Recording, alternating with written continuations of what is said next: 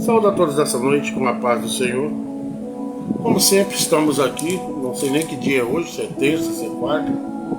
Quarta? Hoje quarta-feira, né? Eu não guardo dia, não guardo números de meses. Falar pra mim que dia que é hoje do mês eu não sei. Tenho essa dificuldade para guardar. Vamos continuar com as mesmas palavras de ontem. Palavras essas que faz com que nós venhamos a enxergar certas deficiências que nós temos. E assim, através da palavra, nós vamos colocando tudo no seu devido lugar. Isso é uma ordem de Deus, né? Nós temos que nos posicionarmos na vontade de Deus e não na nossa. Porque no nosso impulso é complicado. Todos nós temos.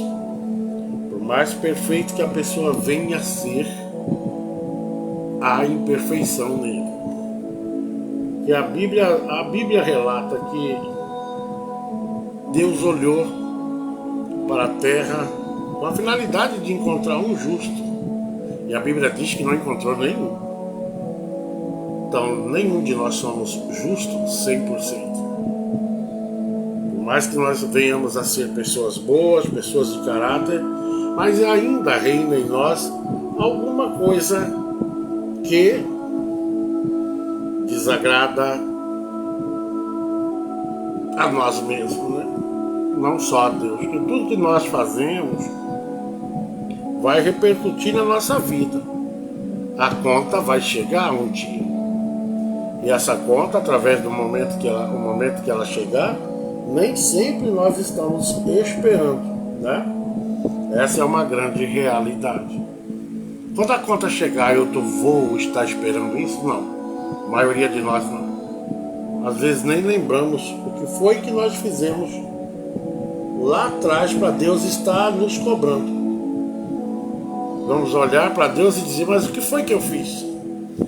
E Ele lá de cima vai fazer você e eu lembrarmos, você fez assim. E eu te avisei que um dia a conta iria chegar. Esse é o maior problema hoje com relação às pessoas que servem a Deus. Estão ficando muito esquecidos. Às vezes fazem e não se lembram. Mas a palavra, ela nos justifica, ela nos alimenta, ela nos orienta a não entrarmos na parte da ira de Deus. Vamos para a palavra, porque afinal hoje é bastante extenso aqui, então eu quero terminar mais cedo, em nome de Jesus. Livro de Miqueias, capítulo 7, versículo 8. Miqueias, capítulo 7, versículo 8 diz assim: ó minha inimiga, não te alegres com a minha desgraça. Embora eu tenha assim caído, me reerguerei, ainda que eu esteja vivendo em trevas. O Senhor haverá de ser a minha luz. Palavra bonita, né? Isso é Miqueias, que deixou escrito para nós no capítulo 7, versículo 8, que ele também passou por momentos terríveis na vida, por momentos onde ele passou por certas injustiças, principalmente naquela época de Miqueias, né?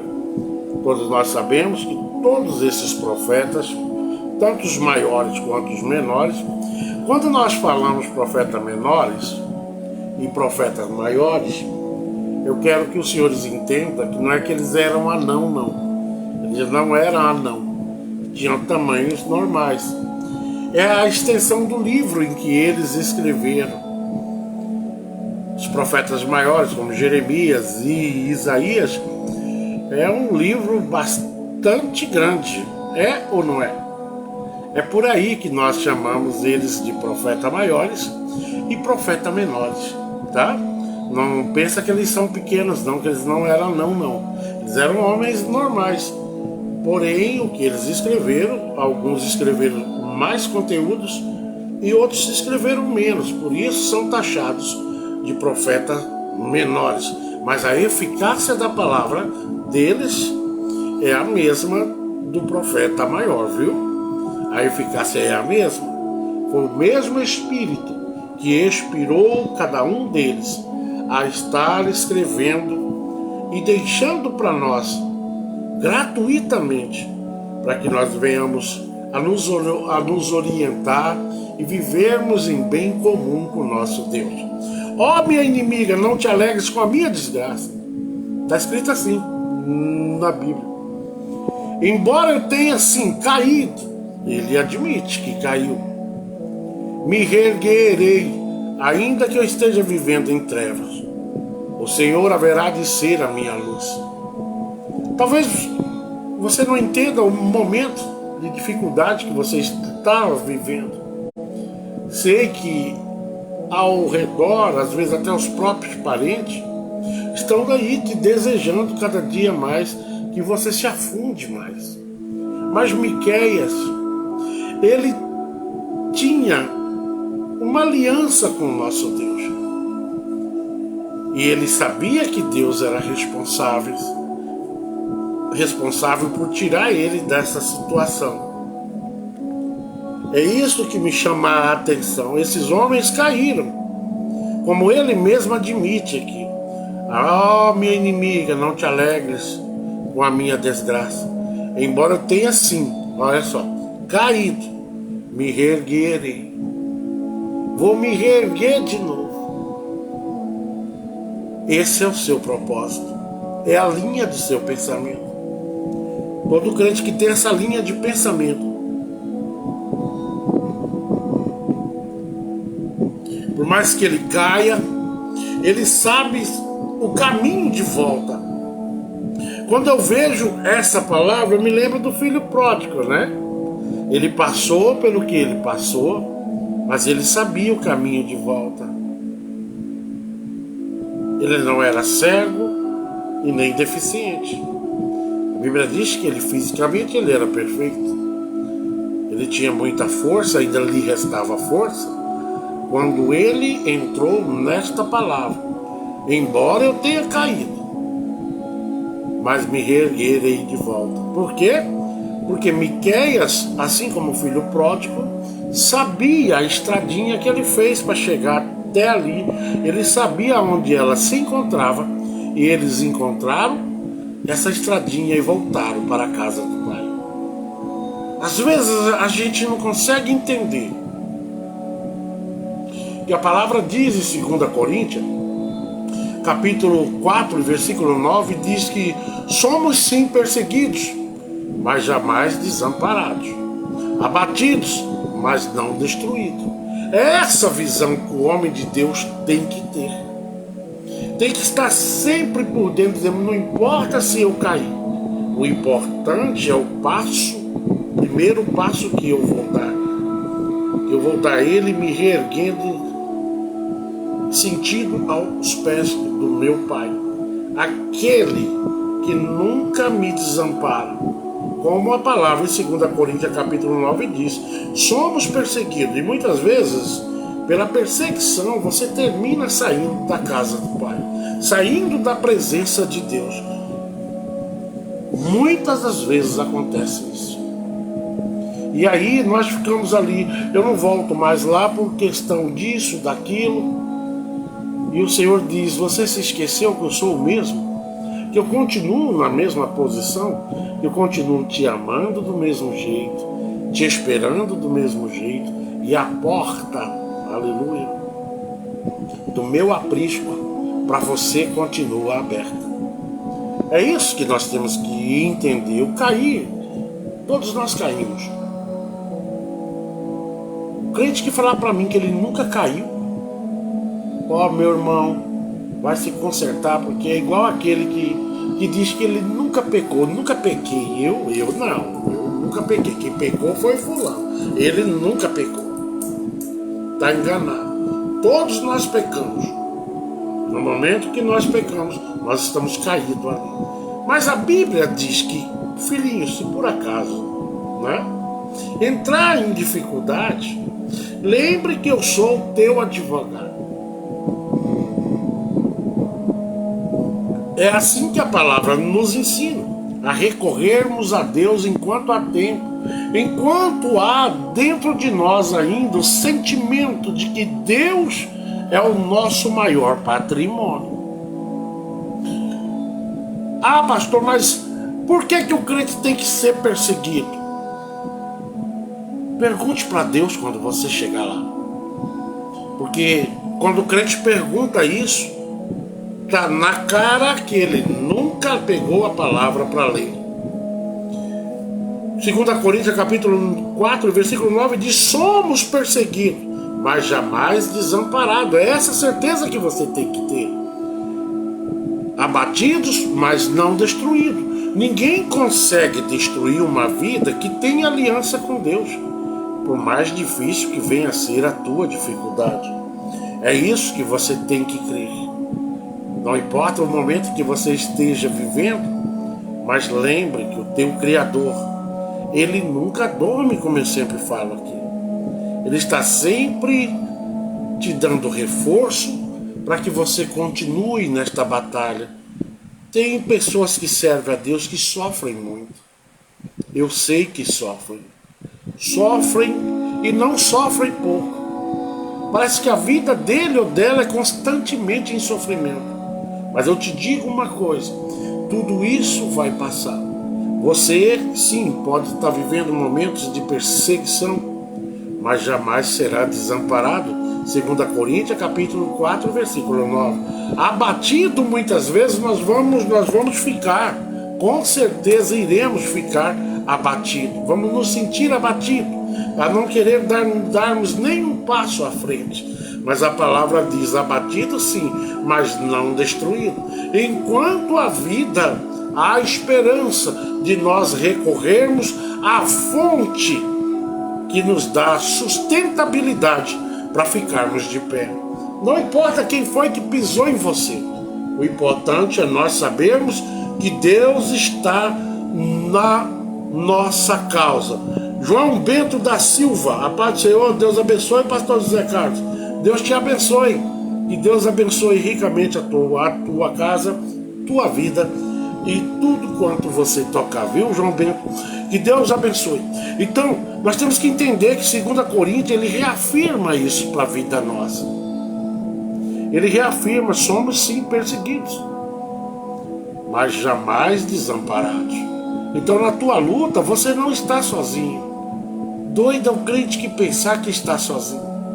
Deus está contigo e você vai sair dessa situação, em nome de Jesus.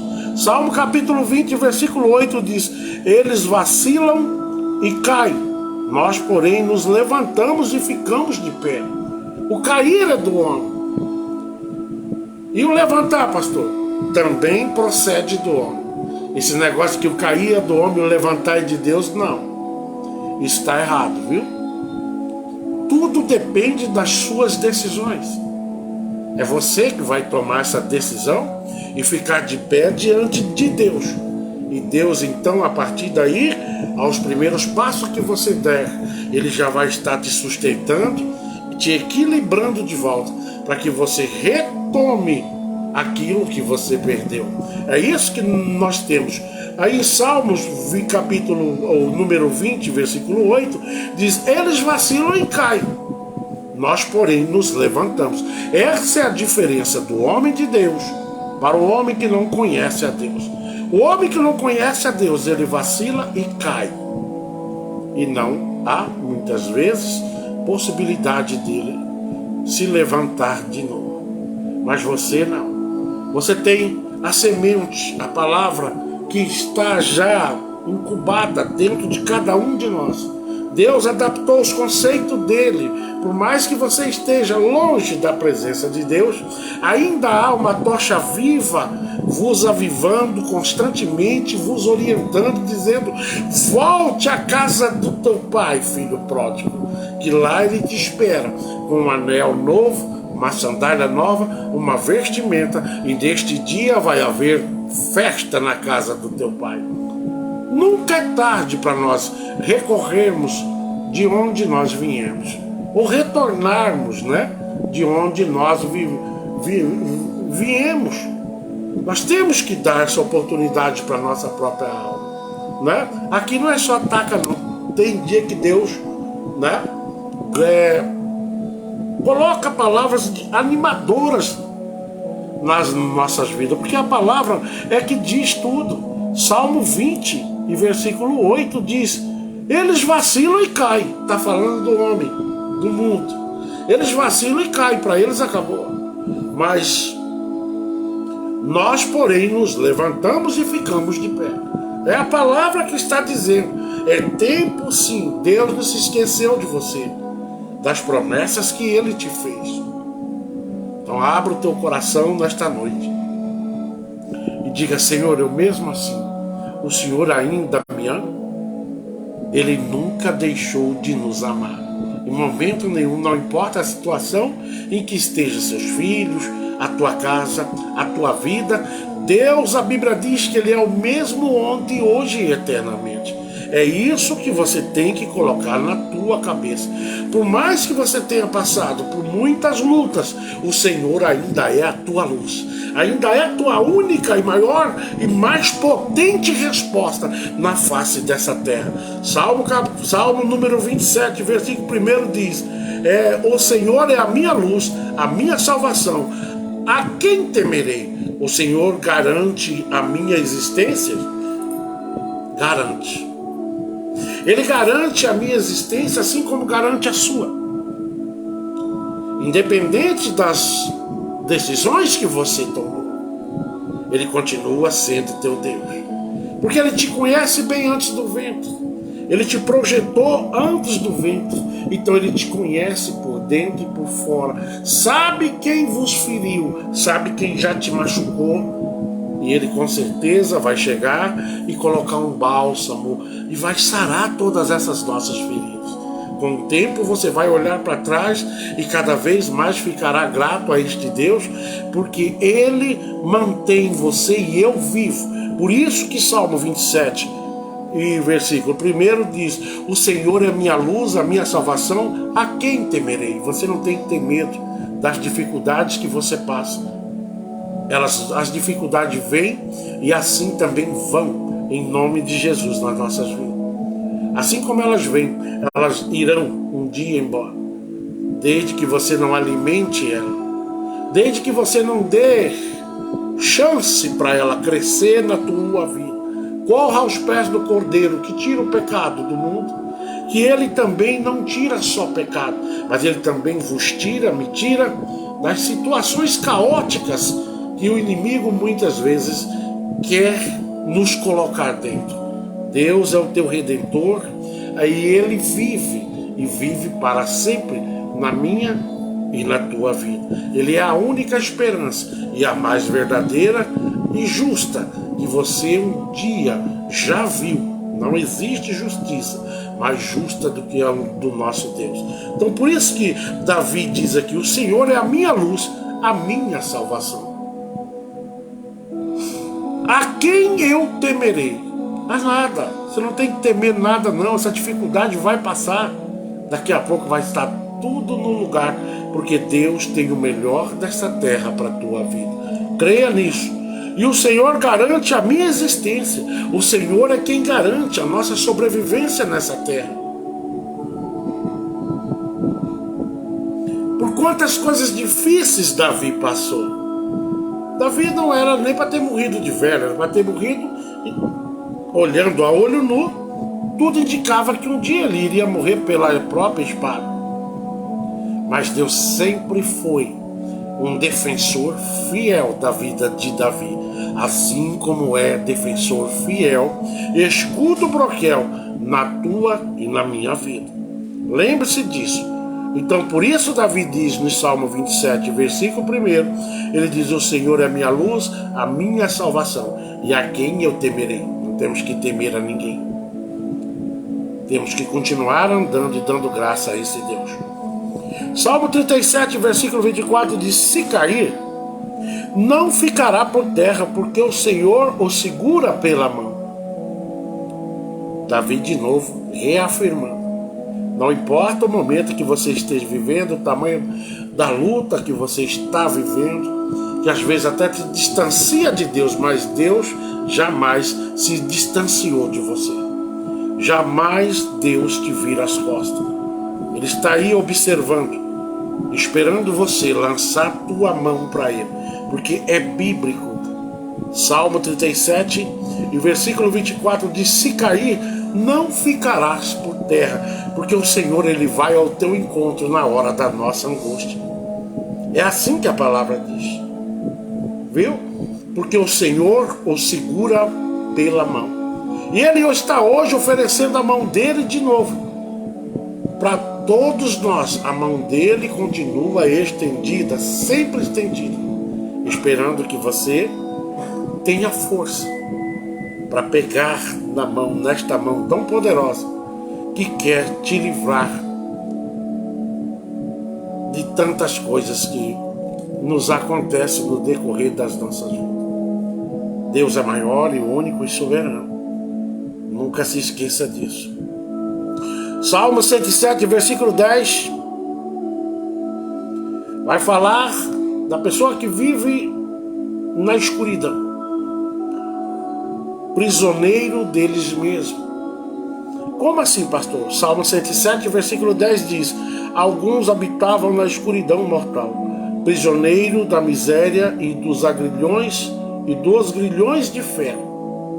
Assim éramos nós, quando nós não conhecíamos ainda Deus, mas hoje nós conhecemos. Deus nos tirou exatamente desta escuridão mortal, a qual Salmo 107, versículo 10 diz: alguns habitavam na escuridão mortal. Portanto, a Bíblia diz também lá no Novo Testamento que nós estávamos mortos, perdidos e sem nenhuma solução louvável para o futuro da nossa vida. Então lembre-se disso, da onde Deus vos tirou, e retorne à casa do Pai. Retorne enquanto há tempo. Ah, pastor, mas só estou dando um tempo. Não, para com essa conversa. Deus nunca deu um tempo na tua causa, nem na minha. Ele está sempre disponível a nos trazer o melhor. Basta nós acreditarmos e darmos lugar a isso. Amém? Se cair, não ficarás de maneira nenhuma por terra, porque o Senhor exige que você levante a tua mão. Há um hino que diz: não desanime, Deus proverá, Deus velará por ti. Lembra disso? Deus ainda é o mesmo. Então nada vai fazer com que você desista de Deus, porque você tem noção e ciência da onde o Senhor Deus vos tirou. Ele tirou você da onde? Da terra da morte, da escuridão mortal. Nós éramos prisioneiros da miséria e dos grilhões de ferro, assim como o Salmo 107, versículo 10, nos informa nesta noite. Quem éramos nós? Perdidos, sem nenhuma chance de um dia ter uma vida eterna, de maneira nenhuma.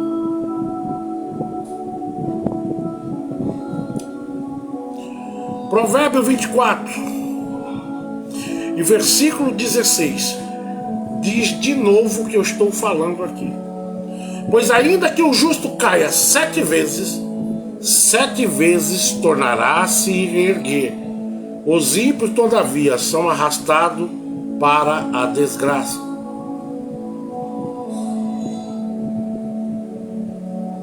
Quer dizer, Deus afirma de novo: pois ainda que o justo caia 7 vezes, 7 vezes tornará a se erguer. Não fica aí desanimado.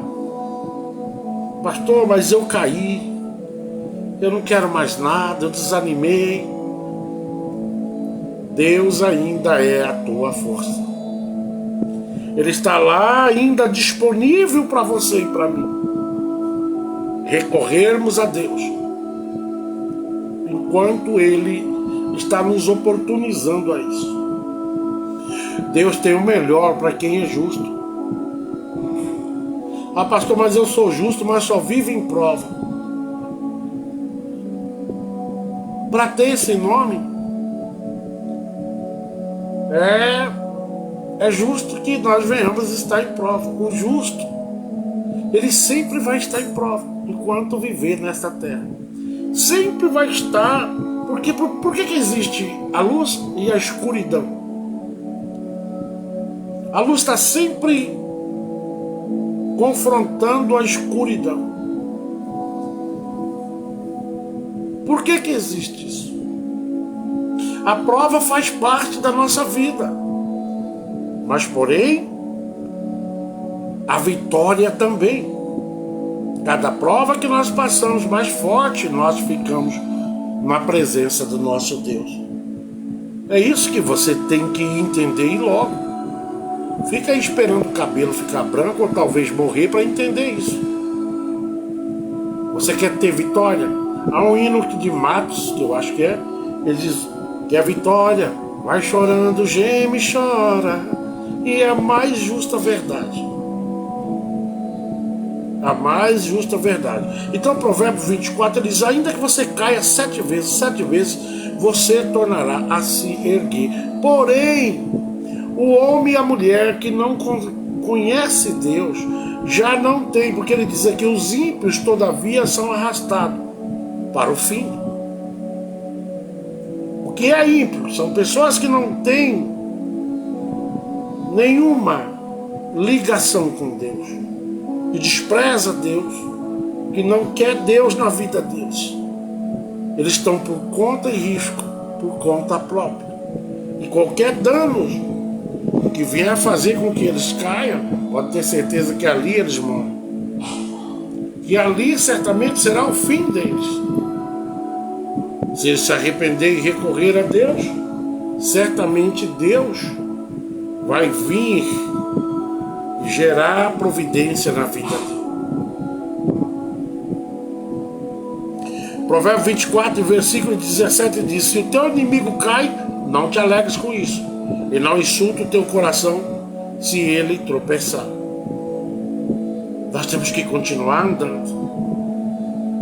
Se o inimigo caiu para lá, deixa ele para lá. Não cabe a nós nem mesmo julgá-los. Não cabe a nós rir. Essa posição Deus não nos deu.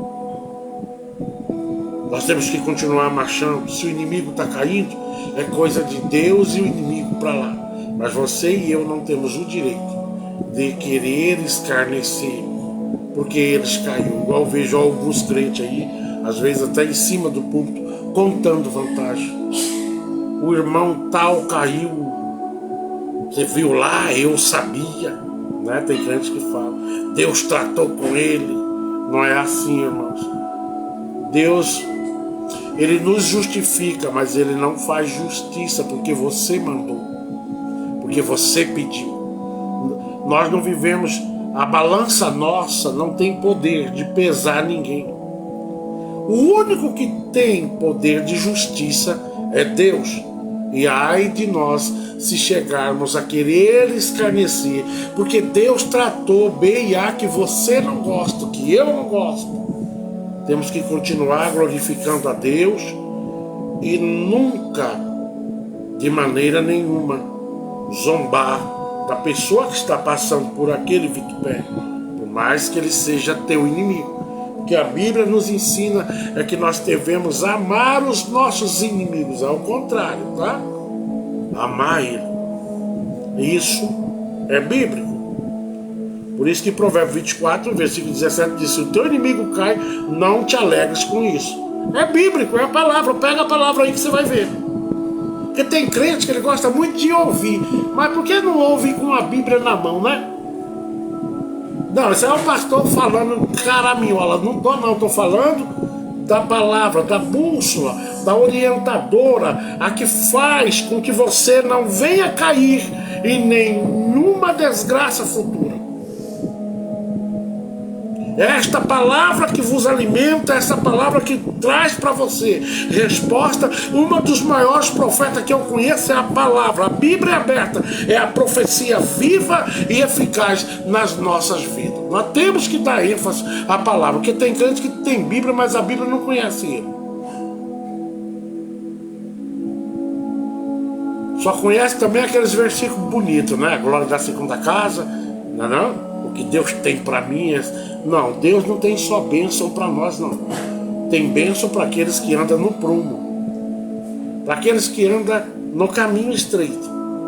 Mas para aqueles que andam para lá e para cá, o que Deus tem no futuro é justiça. E ai, se pegar fora do caminho, viu? Entra pelas portas enquanto Deus está te orientando a isso. Isaías capítulo 9 e versículo 2 vai dizer: o povo que andava nas trevas viu uma grande luz, sobre os que habitavam na terra da sombra da morte resplandeceu a luz. Isaías está aqui profetizando algo que acontece nos dias de hoje. Qual foi a porta para nós entrarmos nessa grande luz? Como Isaías diz aqui, o povo andava nas trevas e viu uma grande luz. A porta foi o cruzeiro, lá na cruz. Foi lá que o Senhor Jesus abriu para nós essa porta. Sobre os que habitavam na terra da sombra da morte. É o que a Bíblia afirma, o que eu estava falando antes. Nós éramos mortos. E hoje temos vida, e vida essa, se você for sempre fiel, você e eu vamos viver eternamente, se Deus assim. E eu me esforçar, você se esforçar. Não pensa que Deus tem que fazer tudo não, viu? Tem uma parte que é você e eu que faz. Pega a tua responsabilidade, eu pego a minha, porque nós temos responsabilidade na face dessa terra, para que venha Deus não nos oferecer que Ele já ofereceu, mas oportunizar cada um de nós a estarmos um dia diante dele, na Nova Jerusalém. Não pensa que é facinho, que não é não, viu? Jeremias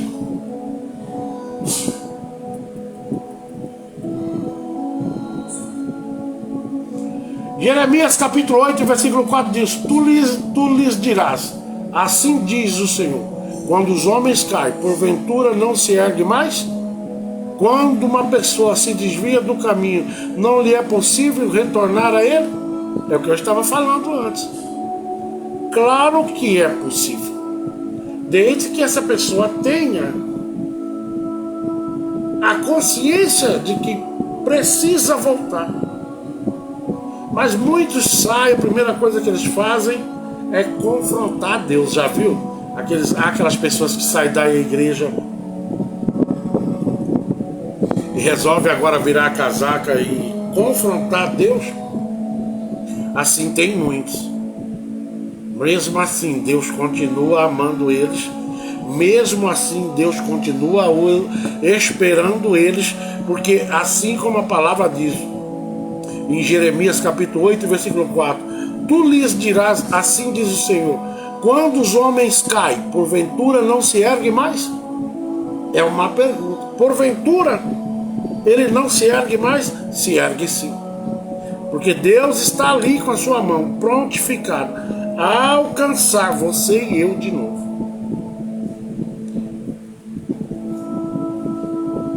Quando uma pessoa se desvia do caminho, não lhe é possível retornar a ele? É possível sim. Tudo é possível para aquele que crê. Se você voltar a crer, com certeza Deus vai te colocar de volta no mesmo lugar, um pouco para frente. Porque Deus sempre, Ele fala, Ele nos presenteia com o melhor que Ele pode fazer. Vocês podem ver que no livro de Jeremias, capítulo 48, versículo 27, que o povo de Israel também passaram pelo que você passou, mas eles não deixaram de adorar a Deus. O povo de Israel foi ridicularizado por muitas vezes. Está aqui no livro de Jeremias 48, versículo 27. Pois Israel não foi também ridicularizado? Foi. Passou pelo mesmo vitupério, o povo inteiro. Todos zombaram. Porventura não foi achado entre os roubadores para que sempre que falam deles, sacuda a cabeça em sinal de zombaria. Eles foram zombados. Eles foram escravos, foram tomados dentro das cidades e levados em cativeiro, e ali todos zombavam do povo de Deus. Assim como muitos de nós passamos nos dias atuais em que nós vivemos. Quantas pessoas já nos zombou da minha vida? E ainda zombam. Quantas pessoas não acreditam no que Deus tem na tua vida e zombam? Ela, jamais. Quando eu estava pastoreando, eu muitas vezes escutei assim, às vezes até de pessoas próximas: você nunca vai ser um pastor de igreja grande. E aquilo doía, sabe? Porque eu nunca almejei ser pastor de igreja grande. Mas às vezes as pessoas que estão próximas da gente é as que mais desabilitam a gente. Porque se você não tem nada que falar, enfia a tua língua na boca, mas não saia para desanimar o outro. Às vezes as pessoas que me disseram isso eram pessoas ligadas a mim, que eu não esperava aquilo dele ou dela. Isso, eu removo isso assim na cabeça até hoje. Mas nunca disse para mim: eu vou provar que eu sou. Parei de pastorear agora por um tempo, mas quase todo dia eu me lembro disso. Às vezes nós escolhemos mal as pessoas que vão viver, amigos, pessoas próximas. Às vezes nós não conseguimos ver a maldade no coração, dentro daquelas pessoas que deveria te colocar para cima, mas ao contrário, te coloca para baixo. E às vezes é parente, é pessoas próximas, que não espera ver o seu sucesso. Que diferença tem uma igreja grande para uma igreja pequena? E são pessoas que às vezes estão do lado da gente, mas não se compromete com a mesma causa, não tem a mesma intenção. Eu nunca esperava ouvir isso, mas eu ouvi isso algumas vezes e fez sentido, e me deu algumas dor de cabeça isso, porque eu não tirava isso da cabeça. Como pode ter gente tão mal, tão frio, calculista, que de você não espera nada? Eu vou ser franco aqui, quase ninguém espera nada de mim, sempre esperam coisa ruim, sempre. Isso às vezes me dói, porque são pessoas próximas que não me ajudam. Se você não ajuda, então você não atrapalha. Às vezes é no próprio casamento, a esposa, o esposo, é entre os filhos, entre irmãos, que não espera nada um do outro, mas além de não esperar, eles ficam esperando que você retorne à velha vida, como eu andava armado, na droga, na bebida, na prostituição. Parece que tem pessoas que desejam isso pra gente. Mas o que é que te sustenta para que você não chegue lá? Pelas propostas ouvidas por pessoas que deveriam estar do teu lado, dizendo: eu sei que seu Deus, o nosso Deus, vive e que um dia Deus vai multiplicar as coisas na tua vida. Mas ao contrário, eles amaldiçoam. E como que amaldiçoa? Usando a mesma língua que glorifica a Deus. Então eu sempre digo assim: hoje eu sou de poucos amigos de estar embolado, porque eu já não aguento mais choque. Você está ali animado, aquela pessoa te diz te dá aquela pancada, sabe? Não, pastor, o senhor não vai chegar lá nunca, sem você falar nada. Isso é o quê? São pessoas que não aceitam o teu crescimento. Ah, mas eu tenho potencial. Não, quem dá potencial na vida do homem ainda é Deus. Mas ele precisa ter uma família unida. Entende? Esse homem, ele precisa viver em paz. Essa mulher precisa viver em paz para que Deus complete, que una as engrenagens. Porque senão, pastor nenhum vai para frente. Vai fazer como eu fiz aqui, recuar para trás e ficar em casa. Por muitas vezes, por não ser compreendido por ninguém. Uma hora o tanto bate, uma hora fura. E olhe bem com quem você vai administrar a igreja, viu? Que às vezes o inimigo seu deita com você, viu? O maior inimigo seu. Cuidado, viu, missionária, missionários, pastores que estão aí solteiros e querem casar e querem fazer a obra de Deus. Cuidado para você não se arrepender, viu? Eu conheço alguns casamentos assim. Conheço. Onde as irmãs que entram, as visitas que entram para esta pastora, tudo é mulher das trevas, tudo é Jezebel para ela, tudo que é o marido, aonde há ciúme dentro de uma igreja, na vida de um pastor e de uma pastora, não funciona. Não funciona, e eu já vi isso. Não funciona. Eu já vi pastor comendo fogo. Um homem bom, mas a esposa coloca na cabeça que toda mulher ali quer o marido dela. Ninguém é propriedade de ninguém, irmãos. Não afogue o seu casamento. Não afogue. Não existe sensação mais ruim neste planeta do que viver afogado, irmãos. Viver como uma pessoa... Eu sei o que eu estou falando. Vocês não fazem ideia. Eu fiquei 6 anos preso. E ficaria mais 12 anos preso, ou 20. Mas não aceitaria de maneira nenhuma viver afogado. É por isso que alguns casamentos acabam aí.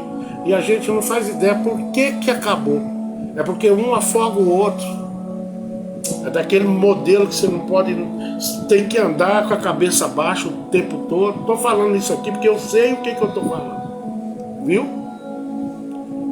A esposa vive acuada, o marido vive acuado, que tem mulher que é o cão fora da casinha. Vai ver, já aprontou, as amigas, nenhuma vale nada, viveu já no piseiro, entendeu? Mas aí quer que o marido seja a mariquinha da casa. Você olha para onde eu quero. E não existe isso. Não existe isso. Você está matando a tua esposa, você tá matando o teu casamento. Direto eu falo isso aqui. Você está acabando com o teu casamento por não respeitar o outro.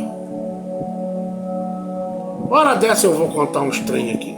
Vocês vão rir muito. Está muito perto de eu fazer isso. Ainda não fiz porque eu estou pensando. Uma hora dessa eu vou contar uns negócios aqui que vocês vão alegrar muito, viu? De saber como algumas pessoas vivem, alguns casamentos vivem. Tem gente que diz, mas pastor, o senhor é doido? Não vou dar nome, mas eu vou contar. E nesse dia eu vou dar nome. Porque tudo tem limite. Tudo tem limite, sabe? E às vezes eu já vi muitos... Eu tenho muitas histórias que o limite estourou a tampa. Então seja um pelo outro. Eu já ouvi, imagina eu, que sou bom para dar a pancada. Imagina outros pastores que já passou por isso, pela própria família. Tem pastor que tem que parar de pastorear porque a esposa é uma desgraça dentro da igreja, é o pior inimigo dele. Se ele fala uma coisa, ela chega em casa e desce. Por que você falou aquilo? É assim, hein? Eu já vi pastor viver isso. Quer dizer, o pastor não trabalha com liberdade, nem com a própria esposa. Se você vive seu casamento assim, irmão, peça a Deus. Porque Deus ele ainda mata, ele ainda permite certas coisas. Não viva um casamento desse jeito, não. Não viva. Vá conversar com Deus. Já conversou? Já entrou, não quer acordo? Vai conversar com Deus, que Deus tem a solução. Mas não viva um casamento dessa maneira, não. Você não consegue virar para cá porque a mulher está atrás, viu? A esposa não pode ir no mercado que o marido já vai atrás. Não vive desse jeito, porque isso não é casamento. Isso é uma cadeia desnecessária. Se você não confia, por que diabo você casou? Por que tá junto? Casamento é feito baseado em confiança. Se não confia, infelizmente, irmão, você vai viver dias difíceis, viu? Tudo tem limite, eu sempre digo isso, tudo tem limite. Não viva dessa maneira. Chame a esposa, o esposo já tentou de tudo. Às vezes a gente não entende que grandes homens de Deus aí se separam. Aí a gente desce o porrete, né? Que ele quer outra, que não sei o quê. Vai ver, já tá igual eu, de cabeça branca. Tudo que ele quer ou ela quer é viver até o final da vida. Mas não há entendimento. Ô, irmãos, vocês sabiam, uma hora eu vou dar um estudo aqui, que Salomão fala assim, ele diz, é melhor passar a noite debaixo de um telhado da goteira do que se deitar com uma mulher rixosa. Ele está falando de Betseba. Ela era rixosa. A mulher rixosa, ela até adoece quem está em volta dela. A mulher rixosa, ela gosta de confusão. A mulher rixosa, ela vê coisa onde não existe. A mulher rixosa, ela acha que é proprietária do marido, e não é assim as coisas. Assim tem o homem rixoso também. Eu acho que a mulher tem que ter a liberdade dela. Vai no salão, vai no mercado, quiser fazer uma viagem, vai ver uma filha, vai ver um parente. Ela pode ir sim só. Que conversa é essa? O marido pode ir pescar só, pode ir pescar. Não, se for para viver um casamento dessa maneira, eu sempre falo aqui, pega descendo que subindo é contramão. Vai conversar com Deus, porque você vai ter uma velhice onde você vai ter tudo que é assombração para te assombrar, começando pelo marido ou pela esposa que você casou, que é um demônio de opressão. Tudo vira. E essas pessoas, o que eu acho engraçado, que às vezes a esposa não pode, mas ele pode. Às vezes o esposo não pode, mas ela pode. Vocês já repararam isso? Que o que eu não quero que o outro faça, eu faço? Eu faço e faço pior? Então esse tipo de gente, analise bem quando você for casar, viu? Analise bem. Analise bem para você não vai pro corpinho bonito, não vai porque o olho é assim, não vai porque tem dinheiro, que dinheiro não é felicidade, mas entra num casamento onde há honestidade, não presídio. Casamento não é presídio. Você como casado ou casada, você tem que entender o lugar teu. Casamento é feito de amor e de responsabilidade, de caráter, fidelidade. Mas tem pessoas que acham que é proprietário. Está andando na rua, se você fizer assim, a mulher já ronca atrás. Está olhando para ela. Ô, irmão, nem tudo é o que parece. Eu tenho mais histórias que eu estou muito perto de parar esse trabalho definitivamente, até por questão de umas outras coisas que eu tenho que fazer. Mas tem coisas que uma hora eu vou contar aqui, que vocês vão rir muito. Pastor Zé Carlos, vou. Todo mundo sabe que eu não tenho juízo. O que é errado, para mim é errado. Deixa o tempo passar. Eu aprendi quando a gente pega uma manga lá verde, Não é bom colocar ela lá abafada para ela amadurecer na marra. Deixa ela lá no canto, um dia ela vai amadurecer e o doce vai ser muito mais doce do que aquela que você forçou ela. Ninguém forçado tem sabor bom, viu? Zacarias 12, versículo 8 diz: naquele dia o Senhor defenderá os habitantes de Jerusalém, de modo que os mais fracos deles serão tão fortes como o rei Davi, e a casa de Davi será como Deus, e como o anjo do Senhor diante deles. Naquele dia, Deus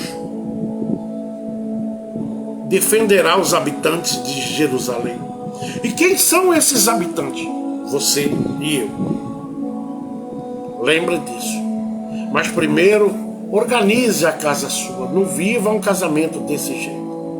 Chame para conversar. Tem gente que não muda não, tá? Tem pessoas que não mudam e está na igreja, mas não muda. Insiste em arrebentar com o outro, querer esmagar o outro. Isso são pessoas egoístas, grosseiras, ignorantes, prepotentes e que tem rei na barriga, que acha eu posso, o outro não. Seja justo. A balança de Deus é justa, e lá esse tipo de gente vai pesar mais ou menos. Nivelar com o que Deus quer, não. Isso tanto faz para homem como para mulher. Você não é proprietário da tua esposa. A tua esposa não é a tua escrava. A tua esposa é mulher de Deus. Se você está desconfiando de alguma coisa, por que casou? Que Deus é esse que você serve? Que você vê bicho, chifre na cabeça de cavalo o tempo todo. Como que eu sou casado e eu não posso ir ali no rio pescar? Oxe, que conversa é essa? Que a mulher já vem em cima, já vem atrás. Como que eu sou pastor e qualquer membro lá ali da igreja ou visitante não pode falar comigo? Tem pastor vivendo isso. Que ele acaba o culto, ele sai de cabeça baixa porque a mulher é uma desgraça na vida dele. É realidade, irmãos. Que não pastoreia com ele, mas está ali na igreja, não é por nada, é só para prestar atenção no que o pastor está falando, no que o pastor está fazendo. Ô irmã, sai dessa. Você e ele é um só. Ele já te deu lado, ela já te deu lado. Você já viu alguma coisa? Para você andar com o outro assim, na unha tua, ei, vai escapar já, viu? Pastor, só está mandando separar. Não estou mandando ninguém separar. Eu estou mandando você rever o conceito de quanto você vale.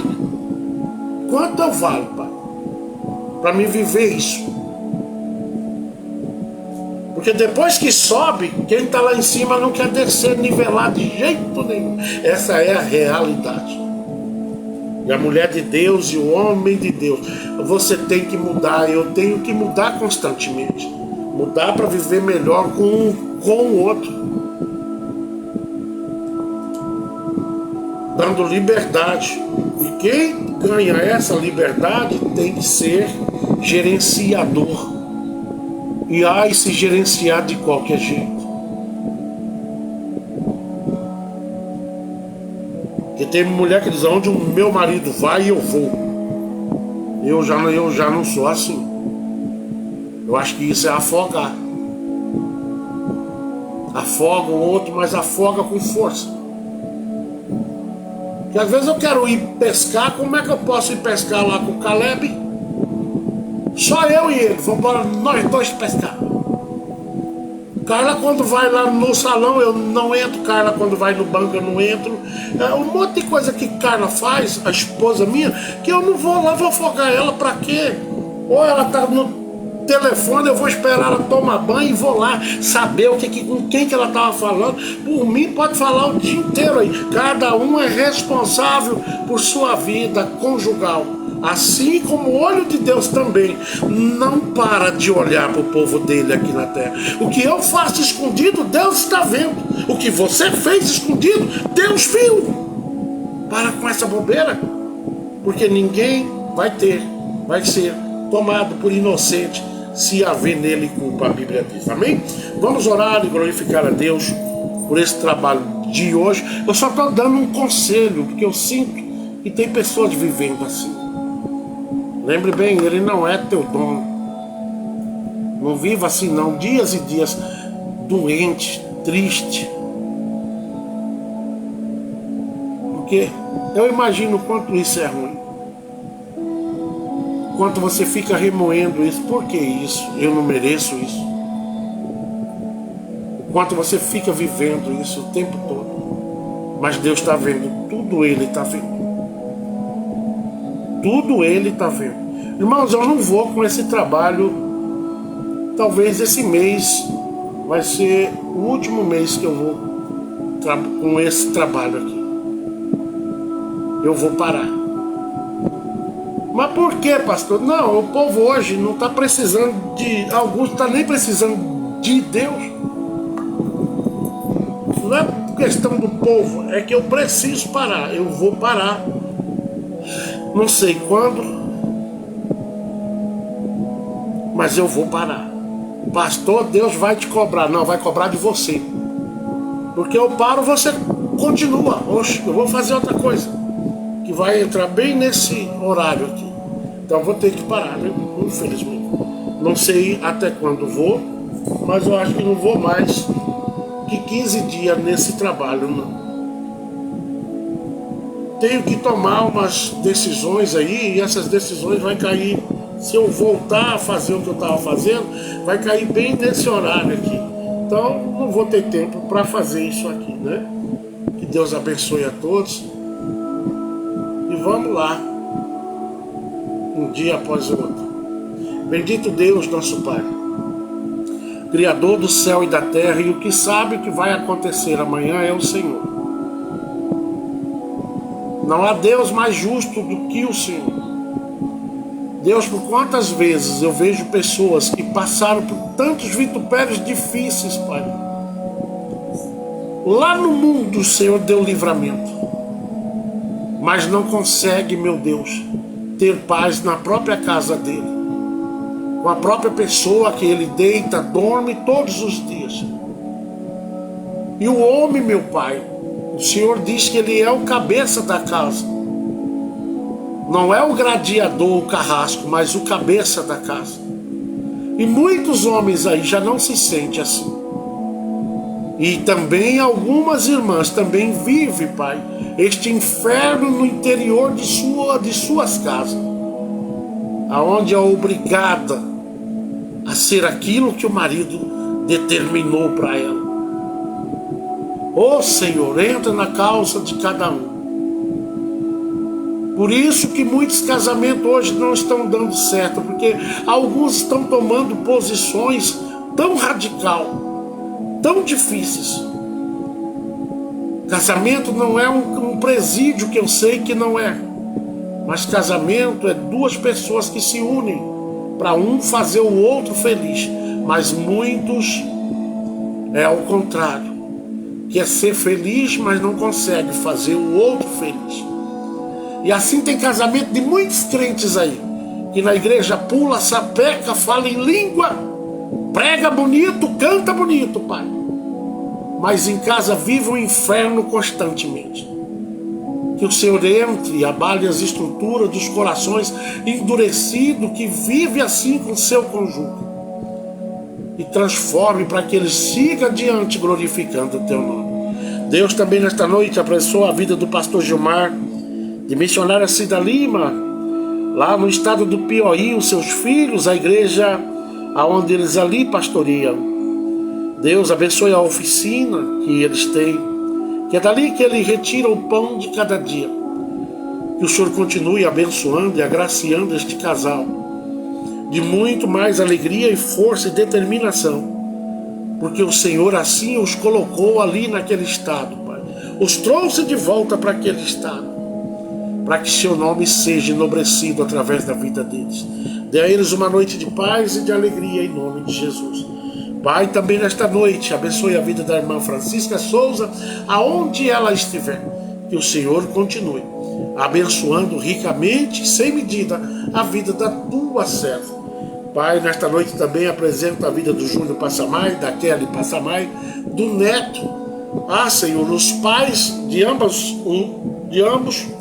o pai do Júnior, as irmãs do Júnior, a mãe da Kelly, o pai da Kelly, todos os irmãos que a Kelly tem, que o Senhor continue ricamente abençoando. A irmã Josefa, que é mãe da Kelly, que o Senhor continue trazendo a ela gozo e esperança, que o Senhor está trabalhando em todas as causas, mediante a família. Deus, também nesta noite, visite o coração da minha mãe, dos meus irmãos. Visite, meu Deus, as minhas cunhadas, meu único cunhado, porque eu sei que o Senhor é Deus. Não os desampare, porque eu sei que o Senhor não desampara ninguém. Mas multiplique os dias de vida de minha mãe, Pai. Deus, também nesta noite, abençoe a vida de todos os meus primos que estão no Portugal, no Paraná, aqui no Mato Grosso, em Rondônia e ali no Pará. Que eles possam, meu Deus, ter a mesma oportunidade que o Senhor me deu. Que a tua graça, Pai, permaneça na nossa casa. Assim como o Senhor tem nos mantido, que o Senhor continue nos mantendo para a honra e glória do teu nome. Deus, passe também e visite ali a saúde do Ditinho, meu Deus. A saúde do pai do Ditinho. Que agora não me vem aqui o nome dele, mas o Senhor sabe. Aquele homem batalhador que sempre te serviu com fidelidade. E eu sei que ele tem muito aí contigo. E o Senhor não deve ninguém. Surpreenda cada um, Pai. E também surpreenda aquele que espera que ele desça a cova fria. Mas ainda não é hora, porque o Senhor é Deus e está no controle de tudo na vida dele. Deus, nesta noite eu te agradeço em nome de Jesus. Que a graça do nosso Senhor, o amor de Deus, a consolação e a comunhão venha estar com todos, em nome de Jesus. E todos que estão aí, que Deus abençoe. O que eu estava falando pelo final aí, irmãos, é uma realidade. Tem crente que desce a lenha, né? Esse pastor é doido. Estou mandando ninguém separar, presta bem atenção. Eu estou mandando você saber quanto é que você vale. Porque para Deus tu é valioso. Talvez para o seu cônjuge não, para o seu marido não, para a tua esposa não, mas você é valioso. Talvez se vocês vivem esse ranha-gato constantemente, é porque nenhum dá espaço para o outro. É um querendo tomar o lugar do outro. E lembre bem, viu, irmãs? Seu marido, por mais palermas que ele venha a ser, por mais boca aberta que ele venha a ser, a Bíblia diz que o teu marido é o cabeça. Cabeça não é carrasco, viu? Cabeça é um homem sábio, de uma mulher moderada, e não de uma ignorante prepotente, como muitos maridos têm aí. Porque ele agora é crente, né? Aí eu posso subir nele. Ah, porque ela agora é crente, eu posso subir nela. Não, irmãos, casamento é duas pessoas que andam juntos. Se andar um para lá e outro para cá, uma hora essa borrachinha do meio, chamada borracha do desentendimento, ela vai estourar. E vai mandar um para um lado e outro para o outro. É por isso que muitos casamentos não vai para frente. Porque não abaixam a bola. Fique com Deus e até amanhã, se Deus quiser.